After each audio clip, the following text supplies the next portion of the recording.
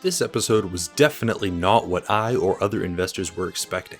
To begin, the Straw Hat stock near its weakest was able to survive fighting Saturncoin, and he just left? Granted, he had things to do, but he didn't know they didn't have the correct snail. It's not like they were trying to actively stall him, although surviving the fight alone is good for most of them. Saturncoin himself gets tricked by a decoy snail, like a Mars coin last episode, and also provides the audience a look at the mother flame in the power plant, which is very cool. This week, Saturncoin and Mars coin joined Peter coin in the I am here, but not doing much at the moment club. Mars coin is at least using his blue conquerors like lightning to massacre snails, but I had high hopes for Saturncoin and he's not meeting them. What happened to Bonnie coin's giant attack? Did he block it? Are we going to find out next episode? Investors are definitely cooling on the two of them. For his part, Mercury coin continued to threaten Luffy coin and the Giants. He even repeated his feat of injuring Luffy by letting himself get punched. Vegapunkcoin's message has continued with much more interesting lore drops. Joyboy coin was the first person to be called a pirate, despite the world being over 4,000 years old. Vegapunk reveals that he and Ohara were working with limited knowledge, i.e. only a few poneglyphs, but he explains that the Void Century featured a war between Joyboy coin's Ancient Kingdom stock and the 20 King Alliance that would become the World Government Mutual Fund. Researching the Void Century, which he explains is illegal, was his second sin. So what's his first?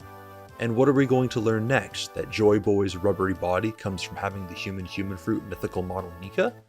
The Joyboy coin equals Luffy coin equals Nika coin connection grows stronger every episode. Finally, the cast of past character coins watching the broadcast includes Hina coin and Sakazuki coin at New Marineford, the people of Mocktown, Polycoin and Company at Water 7, the royal family of Fishman Island, Smoothie coin and the Big Mom pirate stock, Foxy coin's downsized crew, and a larger group from Wano. Carrot coin brings up Joyboy's possible connection to Zunisha coin, which could be explored further. And Tomorrow Black coin explains that he's actually already beaten Joyball despite being stuck in prison.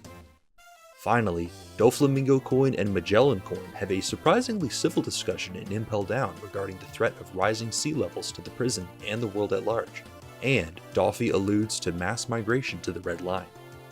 Up at Marijua itself, the Celestial Dragons are pissed at Vegapunkcoin, but not because he is revealing their origins. In fact, St. Shalria coin doesn't even know what the Void Century is. How curious. My unofficial advice is to invest in World Government stock, part of the greater World Government Mutual Fund. The 5 elders are currently indexed under it, and Emu coin also made a rare appearance this episode. The Marines were largely ineffectual with Borsellino coin still out of commission, and they couldn't even damage that big robot. So, the World Government's own agents are Emu's best hope for stopping Vegapunkcoin's message. And thanks for watching.